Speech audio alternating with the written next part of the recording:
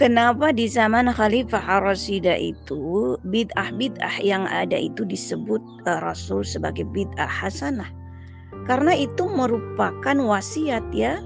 Itu merupakan wasiat dari Rasul. Jadi sunnahku itu juga sunnah Khalifah Ar-Rasyidah. Jadi kalau ada hal yang baru sejatinya bukan hal yang baru itu, tetapi masih berupa wasiat dari Rasulnya. Itulah yang disebut dengan bid'ah hasanah. Dan setelah zaman kerasulan, setelah zaman Khalifah Ar-Rasyidah, maka bid'ah itu tidak ada lagi yang disebut hasanah. Ya, semuanya sayyi'atan ya. Bid'ah dalalah.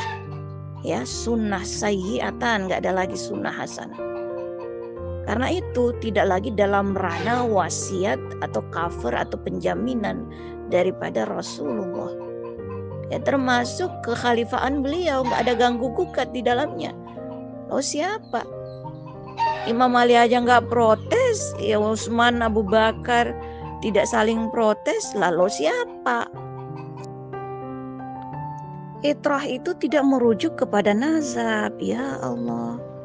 Kalau itu merujuk kepada nazab, kepada gen, ya genetik, maka nggak ada dong yang masuk surga kecuali keturunan atau bernazab kepada Rasul kalau begitu.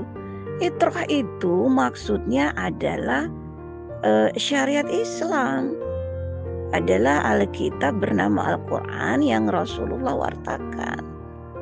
Itu yang disebut itrah, kita berpegangnya di situ. Ya, itrah itu bukan merujuk kepada orang, tapi merujuk kepada wahyu. Itulah yang dikatakan oleh Allah, kita gigit seperti kita menggigit gigit kuat dengan gigi geraham. Nah itu dia. Jadi Al-Quran ini tetap menjadi peta ya, baik di zaman Rasul maupun setelah Rasul tiada. Dan guide-nya inilah yang berbeda gitu. Di zaman Rasul guide-nya itu Rasul, kokinya itu Rasul, resepnya tetap Al-Quran. Begitu pula di zaman Khalifah Ar-Rasyidah, guide-nya kokinya itu berbeda-beda. Begitu pula setelah Khalifah Ar-Rasyidah, Khulafaur Rasyidin ini berakhir, ya koki ataupun guide-nya itu adalah ulil amri ini. Itu ya, meskipun resepnya itu, petanya itu tetap sama, Al-Quran, Alkitab bernama Al-Quran, Kitabullah edisi penutup bernama Al-Furqan ataupun As-Sifa. Guide-nya aja yang berubah-berubah, karena kita tidak hidup lagi di masa kerasulan. Ibu, ini pemahaman ulil amri ini apa sih? Ibu memahami ulil amri ini semacam suatu komunitas, kemudian berupa tim ya. Padahal memahami ulil amri ini apa? Ulil amri itu orang yang orang yang berhak sebagai memutuskan perkara. Artinya orang yang berhak menempati kepemimpinan, begitu ya. Orang yang berhak dianggap sebagai pemimpin. Ini ulil amri ini orang-orang yang sudah ditentukan oleh Allah, yang sudah dipilih, Bu ya. Jadi bukan orang yang kita bingung mencarinya. Ulil amri ini sebenarnya orang yang sudah ditegaskan oleh Allah ini. Nah, penegasan Allah ini oleh orang yang sebelumnya. Kalau Nabi Muhammad sudah ditegaskan oleh Nabi Isa, seperti yang sering disebutkan oleh oleh Pak Erik ini ya, di dalam surat As-Sof ayat 6 itu ya. A'udzubillahi minasyaitonirrajim. Wa idz qala Isa bin Maryam ya bani Israil, ini Rasulullah ilaikum musaddiqo. Nah ini ya. Ini sebagai pelantikan atau penegasan ya. Musaddiqo, membenarkan. Musaddiqo lima baina yadaya. Musaddiqo lima baina yadaya. Apa lagi? Ya bani Israel, ini Rasulullah ilaikum musaddiqo lima baina yadaya minat taurati ya'ti min ba'dismuhu bi rasul. Jadi karena saya ini menghafal ini suka diejek sama si Karim nih kalau saya nggak hafal begini nih ya. Kalau saya baca Qurannya mungkin saya naruh welang ya. Saya tinggal lancar saja, saya nggak buka Quran ini, saya nginget-nginget. Jadi nginget-nginget itu kadang saya ingat, kadang-kadang saya lupa ya. Nah, wa id qala Isa bin Maryam ya bani Israila inni rasulullah ilaikum musaddiqan lima baina yadaya minat taurati wa mubasyirom tuh. Jadi ingat ya. Wa mubasyirom bi rasul ya'ti min ba'di ismuhu Ahmad. Falamma jahum hadza sihrun mubin. Nah, jadi pelantikan atau penegasan Nabi Muhammad ini oleh nabi sebelumnya, oleh Nabi Isa. Kata Nabi Isa, Nabi Isa berkatakan akan datang nabi sesudahku, ya, ismuhu Ahmad, yaitu Nabi Muhammad, ya. Ketika datang kepada mereka, maka Nabi Muhammad disebut ada sihir mubin. Ini nih ya sihir, gitu kan? Nabi Muhammad kan disebut suka katanya Nabi Muhammad ini membawa sihir gitu. Nah ini, jadi pelantikan Nabi Muhammad ini ditegaskan oleh Nabi Isa sebelumnya.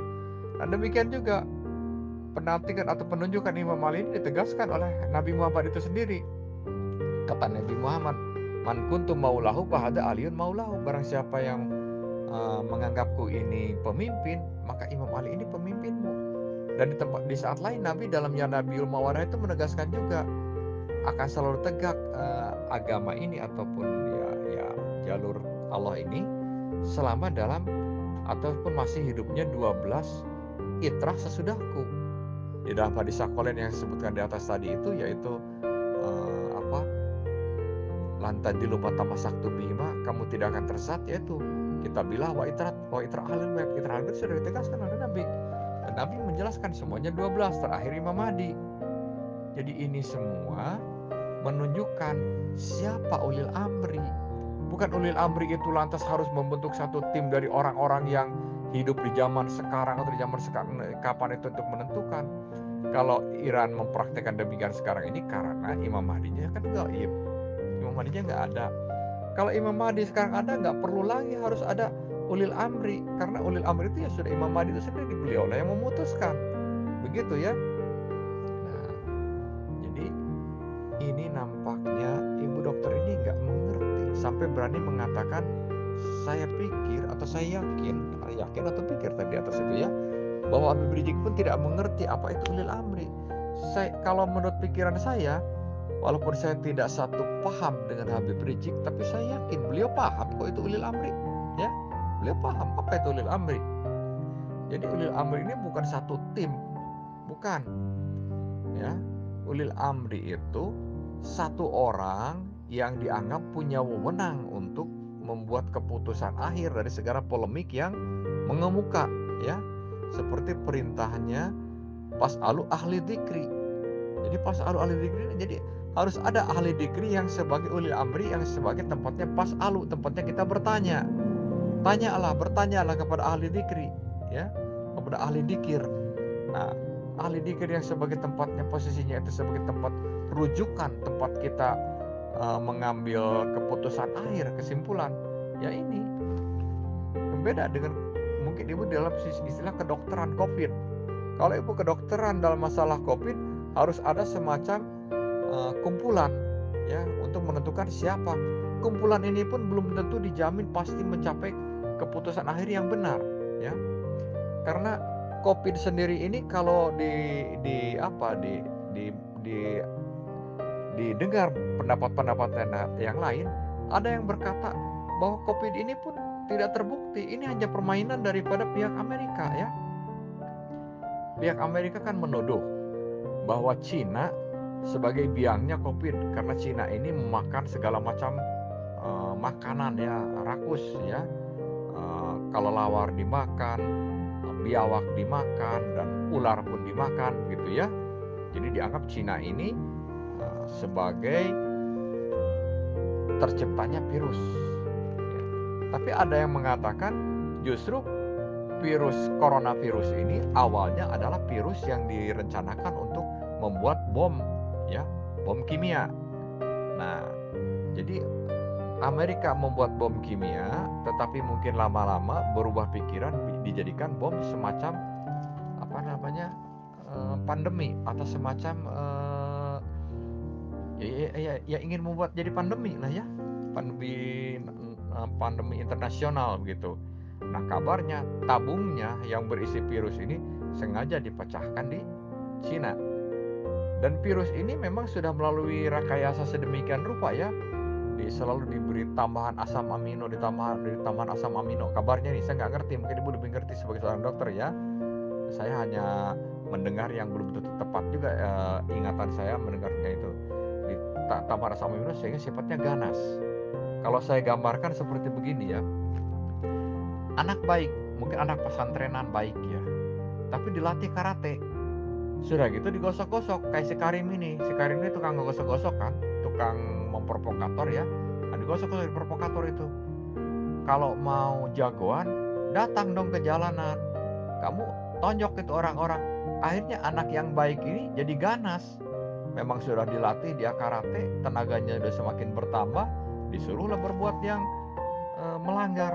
Akhirnya dia ini. Nah, virus corona pun begitu. Asalnya virus corona ini tidak begitu bermasalah. Ditambah asam amino, akibatnya dia ganas. Awalnya tujuannya untuk membuat bom. Sesudah ganas dipecahin katanya di Wuhan di Cina sana. Nah, akhirnya orang di Wuhan ini banyak yang jadi korban, banyak yang menjadi meninggal, diisukanlah menjadi coronavirus. Ya. Kan kalau suara yang berkembang ini, maaf ibu orang kedokteran, mungkin ibu tersinggung, tapi maaf ini suara yang berkembang di masyarakat yang saya dengar. Waktu zamannya virus corona ini sedang marak-maraknya ya, sedang booming-boomingnya saat itu ya. Itu kabarnya orang sakit apapun diminta menandatangani. Oke, katanya dokter mau menerima pasien ini, tapi harus menandatangani, menyatakan bahwa dirinya ini corona. Bahkan mendapat isu saya dengar orang yang mau menandatangani ini malah dibayar oleh rumah sakit, bukannya membayar ke rumah sakit. Misalnya nih, saya nih sakit ya saat itu.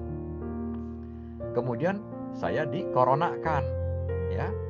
Belum tentu saya ini benar-benar corona, asal mau menandatangani saya corona sampai saya meninggal saya ini diberi uang. Padahal mungkin saja saya ini sakitnya jantung, mungkin saja sakitnya apa. Jadi corona ini kan setengah setengah dipaksakan ya. Karena bisa kita lihat ya, orang yang meninggal saat itu kan sekelas seperti siapa tuh, Ustadz Ali Jaber, siapa lagi ada artis, pokoknya banyaklah orang-orang terkenal ya. Jadi ini semacam memang ingin pandemi ini memang direkayasa untuk menjadi ini. Buktinya orang-orang yang saya aja tidak terlalu takut saat itu dengan corona ya. Takut tapi tidak terlalu takut. Karena saya yakin ya, obatnya corona ini lebih ada orang mengatakan kan obatnya corona itu dengan pon-pon ya. Dengan yang sifatnya bumbu-bumbu masakan ya. Orang corona makan bawang putih, makan kunyit, makan bawang merah, makan apa gitu, itu lebih efektif menyembuhkan kok daripada ke dokter ya. Terbukti orang ke dokter pun kan tidak ada obatnya, kecuali hanya diberikan multivitamin agar fisiknya lebih ini. Dan curiganya jangan-jangan tidak semuanya diobati, bahkan ada yang sengaja dibikin, maaf ini tapi juga ini bertentangan dengan logika kita ya. Tapi ini yang sulit juga kita tolak ini. Kabarnya justru kesana itu seperti di program ya dibikin mati. Karena apa? Karena menjadi semacam biar menerima bahwa corona ini memang nyata begitu ya. Dan kita Indonesia ataupun saya katakan Iran dulu lah. Iran ini membuat vaksin sendiri kan. Kita Indonesia vaksinnya harus membeli dari Amerika. Kenapa kita tidak mau membeli vaksin dari Iran? Kenapa? Satu, mungkin kekurang yakinan. Kedua, karena semacam ada diformat oleh Amerika ya, bahwa harus Amerika dong yang dibeli, ataupun di antara Cina, Amerika ataupun Inggris sana. Padahal Iran mampu membuat vaksin. Katakanlah Iran tidak meyakinkan menurut kita Indonesia, tapi buktinya orang-orang Iran kan bisa sembuh juga itu melalui vaksin dari Iran ya. Nah, jadi kalaupun dikatakan kurang meyakinkan, ya. Andai kayak gitu. Tapi lebih kalau saya melihatnya bukan kurang meyakinkan, lebih apa? Takut kita Indonesia diembargo oleh Amerika. Kalau kita mau beri vaksin dari Iran, kita diembargo Amerika. Maka kita mau beri vaksinnya kalau tidak ke Cina, ya ke Inggris. Vaksin Pfizer atau vaksin apa itu yang dari Cina itu, ya, atau yang dari Amerika, apa Astra apa itu namanya, pak, vaksinnya itu kan ada ya, kan namanya saya jadi lupa lagi, itu kan sering kan saya divaksin juga itu. Nah, ini saya jadi ikut-ikutan apa atau Astra, lupa lagi lah, dokter mungkin lebih tahu lah ya. Nah, kesimpulannya, jadi coronavirus ini pun, hasil musyawarah ini pun masih bermacam kesimpulan yang berkembang ya. Ada yang mengatakan ini rekayasa, ada yang mengatakan ini benar-benar nyata. Tapi sebagai saya sendiri mengatakan virus corona tidak terlalu menakutkan kok, tidak terlalu bahaya. Orang yang begitu fanatik, saya kadang-kadang ya, kalau saya sendiri geli dalam hati, sampai dia menutup pakai masker, nggak bisa bernapas begitu. Tapi ya kalau orang sudah nyaman demikian, ya silahkan saja. Kalau saya coba mengikuti cara demikian, engap ya, sesak, saya tuh nggak kuat, saya buka lagi karena saya perlu napas, saya buka lagi, saya pakai masker ini.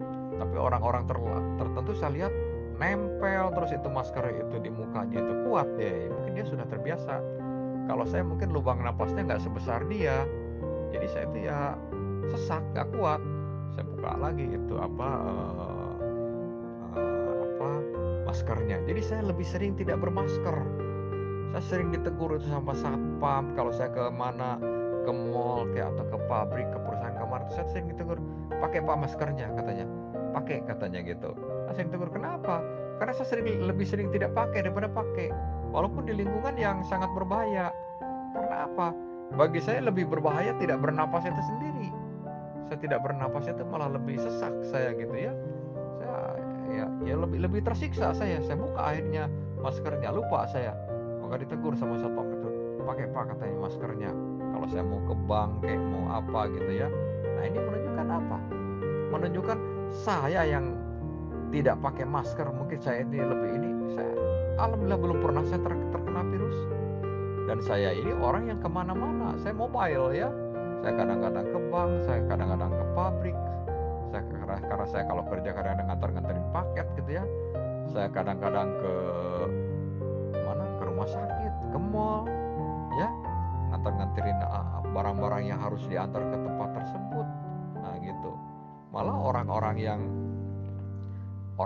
yang terkesan secara ekonomi bagus, saya mungkin orang susah ya. Dibanding ibu dokter, mungkin saya ini orang yang jauh di bawah ibu dokter secara ekonomi gitu. Tapi saya kok kuat. Saya tidak terkena penyakit itu. Padahal saya usia sudah ujur. Usia saya sekarang sudah kepala 6 ya. Berarti saya ini orang yang rentan. Kan katanya orang di atas 50 tahun ini sudah rentan. Saya alhamdulillah kuat kok. Ya. Saya tidak terkena, malah orang-orang yang usianya setengah saya itu bisa ya katakanlah penyakitan. Jadi kesimpulannya apa? Antara percaya dan tidak percaya dan COVID ini pun ya. Nah, antara percaya dan tidak percaya ini, padahal ini keputusan hasil musyawarah, hasil tim. Jadi tim dan musyawarah ini bukan jaminan pasti mencapai kebenaran. Nah, yang jaminan kebenaran itu apa? Yang jaminan kebenaran itu Allah ya. Al-haqqu mirabbika fala takunanna minal mumtarin. Hak itu dari Allah, kebenaran itu dari Allah. Jangan ada kamu ragu-ragu. Jadi jangan ibu tuntut merupakan tim, yakin pasti menghasilkan kebenaran. Gak bisa. Allah satu gak bisa dilawan. Walaupun kita bermusyawarahnya satu dunia ini bermusyawarah, tapi kalau bertentangan dengan Allah, tetap Allah yang lebih lebih benar ya. Jadi bukan masalah hasil musyawarah banyak orangnya. Bahkan banyak orang ini ada ancaman ayat lain ya, wa in tuti'il aksaronnasi la yadullu an sabilillah. Kalau kamu mengikuti maunya banyak orang ini menyesatkan dari jalannya Allah. Jadi kalau masalah benar itu bukan dari banyak, tapi dari Allah. Walaupun satu, kalau dari Allah itu benar. Dan terbukti Imam Ali itu menjadi khalifah kok, Khulafaur Rasyidin memimpin, ya. Itu artinya wasiat dari Rasul itu juga dipenuhi. Udah kok selesai itu, ya. Yang bablas itu Imam Alinya nggak ada, tapi dipaksa untuk memfatwakan gitu loh. Jadi apa kapasitas ulil amri di sini, ya? Kalau masih yang sudah wafat-wafat itu sudah masih dibebankan beban gitu. Gimana sih? Dan memang benar ya, yang sejatinya andai ini ulil amri ini nggak pernah nggak pernah berhenti, ya, nggak pernah tidak terbentuk, maka benar ulil amri yang salaf itu yang menentukan siapa yang menjadi ulil amri khalaf. Seperti kita ini yang layak disebut pakar ilmu kedokteran itu ya pakar yang sebelum kita, itu yang mendidik kita, guru-guru kita itu yang melahirkan lagi pakar-pakar selanjutnya, ya, penerus-penerusnya. Seperti itu memang. Tapi kan ini ulil amri ini stuck begitu lama, ya, sampai detik ini belum terbentuk, ya. Dimasuki dengan kerajaan, kemudian dimasuki dengan demokrasi, demo gila gitu, pemilu, kan itu semua yang membuat ulil amri ini tidak terbentuk. Jadi apa boleh buat, artinya kita mulai dari awal lagi, nggak apa-apa, daripada mending telat daripada nggak sama sekali berbuat gitu. Islam itu bukan nama negara, ya, bukan nama bangsa, bukan nama daulah. Islam itu nama ajaran Tuhan. Ad-dinullah adalah ad-dinul Islam. Ya, apapun nama negaranya, mau Indonesia, ya, yang penting syariatnya syariat Islam yang ditegakkan, ya, mengkafahkan khilafah Islamiyah yang udah tegak berabad-abad lamanya gitu. Jadi tinggal dikafahkan aja, ditotalitaskan, ditegakkan secara menyeluruh ke segala lini, ya. Tinggal dibenahi aja. Ibu mengatakan kita sekarang Syiah lebih menghormati Imam Ali, mentertawakan, memaksakan fatwa Imam Ali yang Imam Ali sudah meninggal, ya, gitu ya. Nah, Ibu mengatakan Imam Ali sempat menjadi khalifah, berarti pesan Nabi sudah tercapai. Ya, tercapainya cuman melalui proses yang telah dibikin rusak dahulu. Tercapai, tapi kerusakan yang telah terdahulu ini membekas terus sampai sekarang, tidak mudah untuk menghilangkannya. Kenapa sekarang bermasalah ini? Karena ada bekas dari awalnya yang merintis untuk apa? Untuk membuat kepada pesan Nabi ini melawan. Dan sampai sekarang pun kita mengajak kepada yang jalur Nabi ini ada resisten, termasuk dari ibu sendiri kan. Nah begitu. Nah ibu sendiri pun sepaham mengatakan memang benar, kita pun mempelajari dari pakar-pakar dokter yang terdahulu, ya. Nah kalau ibu dalam kedokteran mengakui mempelajari dari pakar-pakar dokter yang terdahulu, berarti ibu pun mengikuti fatwa orang yang terdahulu yang tidak ada. Nah kalau Syiah sekarang mengikuti dari Imam Ali, yang Imam Ali sudah meninggal, apa bedanya dengan cara ibu mengatakan kita pun mengikuti pakar-pakar dokter-dokter yang terdahulu? Mungkin dokter yang terdahulu itu sudah meninggal sekarang pun, tapi ibu pakai keilmuannya. Jadi saya pun mengikuti Syiah yang mendengarkan dari Imam Ali. Kenapa ibu tertawakan? Padahal ibu sendiri pun meniru dalam kedokteran ini, mendengar dari pakar-pakar dokter yang terdahulu, boleh jadi yang sudah meninggal. Kok ibu tidak mentertawakan diri sendiri melakukan demikian? Kenapa kita orang Syiah menghargai arahan-arahan dari Imam Ali yang Imam Ali sudah meninggal, ibu tertawakan? Ibu konsekuensi tidak cara berbicara. Di satu sisi ibu ejek, di sisi lain ibu praktekkan. Jadi kontroversi, ya, kontradiktif ucapannya. Katanya menghina tapi juga katanya memakai. Ini bagaimana ini? Kacau rancu. Multi agama, ya Allah.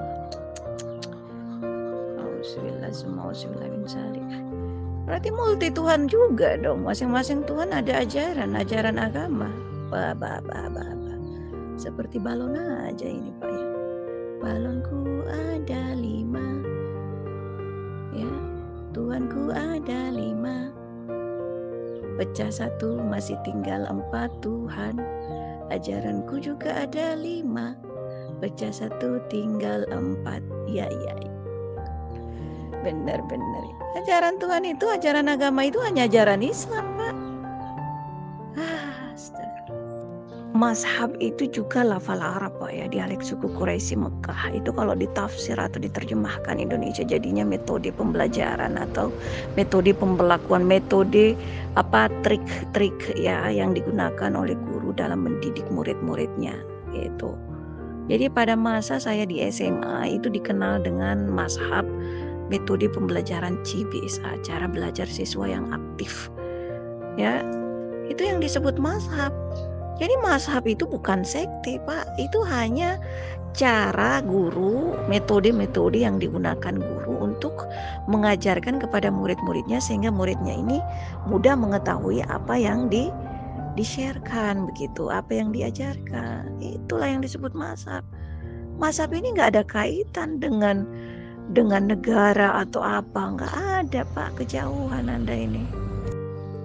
Mazhab itu bisa juga ditujukan terhadap perbedaan-perbedaan metode atau pemberlakuan ya tergantung sikonnya ya, apakah itu darurat atau tidak ya, apakah itu sikonnya dalam keadaan damai atau sengketa ya, itu semua ada perbedaan perlakuan ya, misal wudhu di tanah suci pada saat musim haji dengan enggak kan beda, Pak. Di luar tanah suci juga beda wudhunya.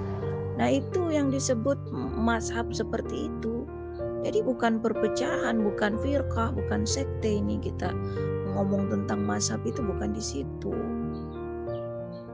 Baik, saya pun setuju mengatakan Islam ini bukan negara ya.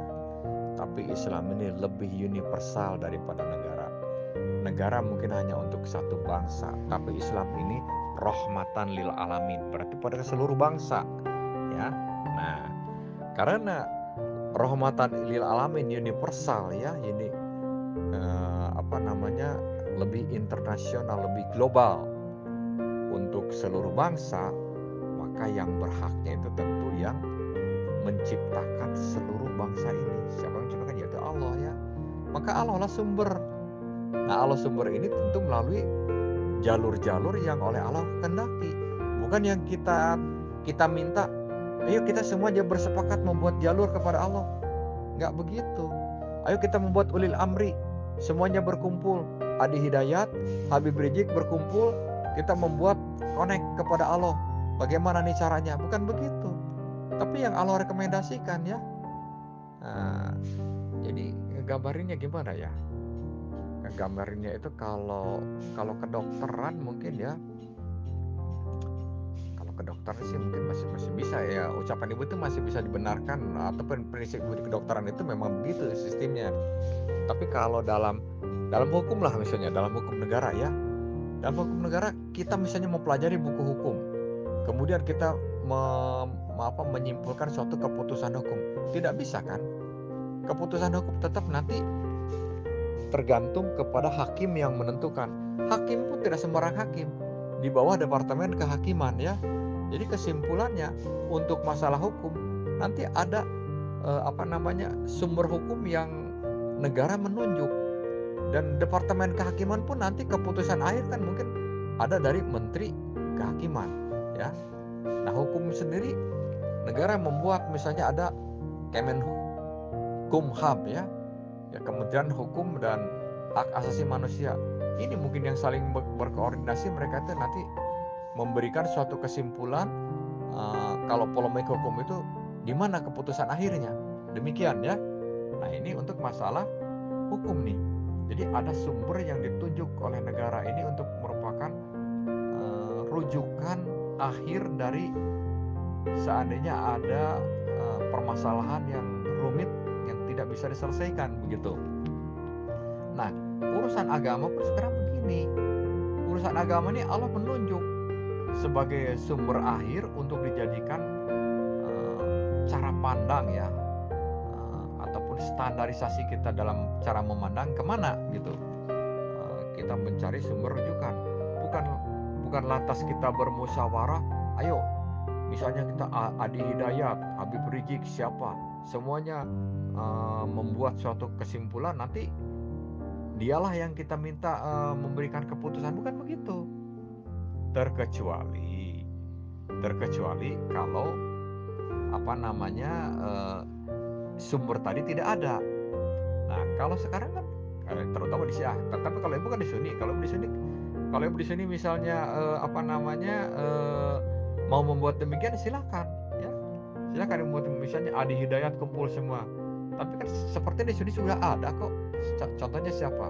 Itu yang di Al Azhar ya, yang di Mesir itu. Siapa? Syekh Jumu'ah ini ya, atau Syekh Ahmad Thayyib ini yang di Mesir itu ya. Nah, Syekh Ahmad Thayyib atau Syekh Jumu'ah ini kan yang dianggap orang yang paling ditinggikan posisinya sebagai syekh ya, sebagai guru, sebagai orang yang paling ulama ini di tingkatan orang-orang Sunni ini. Itu Syekh sendiri pada saat bertemu dengan ulama-ulama Syiah seperti di Syekhnya ataupun beliau sendiri saat berfatwa ataupun menyampaikan pandangan, kan itu mengatakan ya, Sunni Syiah ini dua sayap Islam, katanya gitu ya. Jadi harus diciptakan ataupun harus ada ke arah bersatunya antara Sunni Syiah ini. Karena kalau dua sayap ini tidak saling bersinergi, maka Islam ini tidak lagi merupakan suatu kekuatan. Nah, berarti dari pihak Sunni yang benar-benar Sunni melihat Syiah ini, mereka toleran walaupun dalam perbedaan, tidak melata semua seperti ibu katakan tadi itu, termasuk saya ini katanya di barisan kesesatan gitu. Berarti ibu menuduh yang lain ini sesat dengan begitu saja ya. Ya, tapi boleh ibu menuduh begitu, boleh, asal tunjukkan detail-detail dan penyimpangan-penyimpangan yang kita lakukan ya gitu. Kalau kita sih tidak mengatakan kepada yang lain ini sesat, tidak. Tapi kalau belum mencapai yang benar, iya. Nah, kalau kesesatan secara yang tersesat mutlak, kita lihat mungkin tingkah lakunya. Kalau kayak si Karim ini, mungkin bisa saya katakan sesat karena perilakunya ini seperti iblis ya, selalu saja ingin membuat hal-hal yang rusak. Kalau Pak Erik, ya saya katakan mungkin cenderung juga saya katakan sesat, tapi Pak Erik kan tidak bersifat yang sifatnya ingin merusak, hanya berbeda pandangan ya. Kalau berbeda pandangan ya udah, kita saling uji saja. Saya katakan bahwa Pak Erik ini Imam Mahdinya bukan Imam Mahdi yang sebenarnya, ya bisa disebut menyesatkan juga. Tapi Pak Eriknya sendiri tidak saya katakan sesat. Pak Eriknya sendiri sedang mencari kebenaran. Nah, sedang cari kebenaran ini, kita saling apa ya, saling coba, saling ujikan, saling tunjukkan yang terbenar itu ini loh. Kata Pak Erik, enggak, yang benar itu ini. Ya udah, kita coba aja saling terus saling terus asah sampai nanti ketemu kesimpulan. Kalau kita mau menuju ataupun kita mau mengambil kesimpulannya nanti, kesimpulan yang terbenar siapa? Seperti kita tersesat di hutan misalnya bareng-bareng, kita nanti akan, kalau kita masih bersama, kita akan saling memberikan pendapat. Kayaknya kita ke lembah sana, enggak, kita ke bukit. Nah, di antara itu siapa nanti yang merupakan lebih menjadi terbukti ucapannya? Kemana kita jalan keluar dari tersesat dari di hutan ini? Ke lembah kah atau ke bukit kah? Begitu. Nah, seperti demikianlah kita dengan Pak Erik ya. Tidak lantas mengatakan, Pak Erik kamu pasti sesat kok ke lembah. Atau sebaliknya Pak Erik mengatakan, sebaliknya kamu yang sesat, kenapa ke bukit? Ya. Karena kita semua sekarang ini boleh dikatakan ya sedang mencari. Ya gitu. Jadi bagi saya Pak Erik yang mencari kebenaran, kita pun ya ingin benar. Kesimpulan kita pemahamannya benar itu ini, Pak Erik ya itu, ya kita di sini tidak mengatakan Pak Erik itu pasti tersesat begitu saja. Cuman ya kita saling ujikan saja mana yang sebenarnya terbenar itu. Gitu. Yang memvonis itu, menghujat itu adalah rusak, itu kan di sisi ente ya, bukan di sisi Rasul, bukan di sisi Khalifah Ar-Rashidah sendiri, Khulafaur Rasyidin. Mana coba pernyataan daripada Rasul, pernyataan daripada Khulafaur Rasyidin yang menyatakan itu rusak? Situ aja yang mau aja diadu antar domba, antar muslim. Heran. Baik, kalau ibu membuat definisi bahwa mazhab itu perbedaan metode yang tidak bisa dijadikan alas perpecahan ya.